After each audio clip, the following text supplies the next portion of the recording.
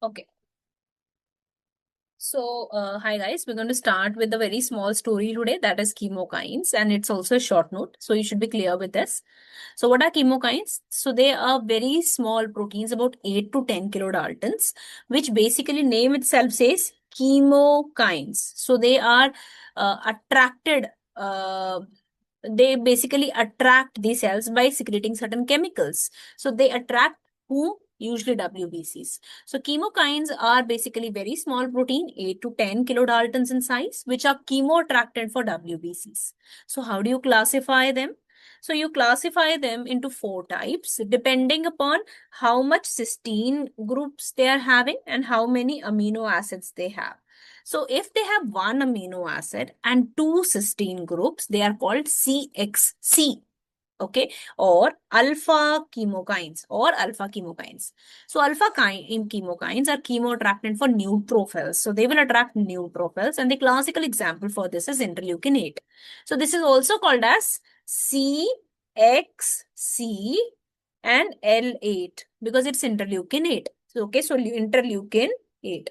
So that's a classical example of your alpha chemokine, which you have to be very, very clear. So once you're clear with this, now you have to understand what is a beta chemokine. Beta chemokine is one which has only two cysteine groups. So when you have only two cysteine groups, this is called beta chemokine. Okay, there is no amino acid. So all the WBC except neutrophils move with beta chemokine. So they can be monocyte. So these are called monocyte chemoattractant protein, which is also called as CCL2. Or they can be eotaxin, which recruits eosinophils, and that is called CCL11. Or it can be macrophage inflammatory protein 1 alpha, or it is called as CCL3. Now, coming to the third one, this is called C, that is lymphotaxin or XL1. So, whenever I talk about lymphotaxin or XL1, please remember it only attracts lymphocyte and it has only one cysteine group. So, this is called gamma chemokine. This is called gamma chemokine. So, can I say that we have studied till now? We have alpha chemokine, which is CXC. We have beta chemokine, which is CC.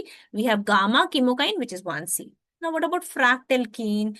Fractalkine has 3 amino acid and 2 cysteine groups, okay? And this is basically we do not know the function yet, but the formula is very different. It has 3 amino acid and 2 cysteine groups, okay? So that's a classical example of fractalkine. So that is what is called as fractalkine. So we have 4 types of chemokines: alpha, beta, gamma, and fractalkine. Okay, so that is what you have to be very, very clear. Okay. Now, coming to the applied of this, okay.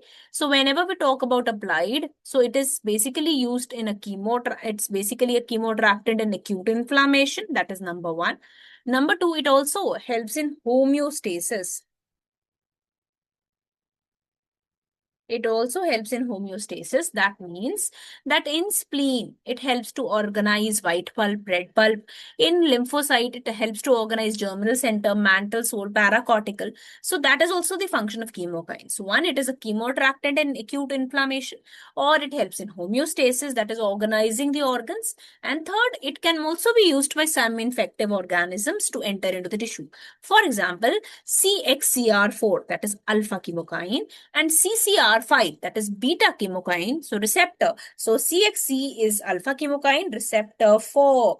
CC is beta chemokine, receptor 5, is used for entry of HIV virus. So HIV virus enters into the cells through CXC, that is alpha chemokine receptor and beta chemokine receptor.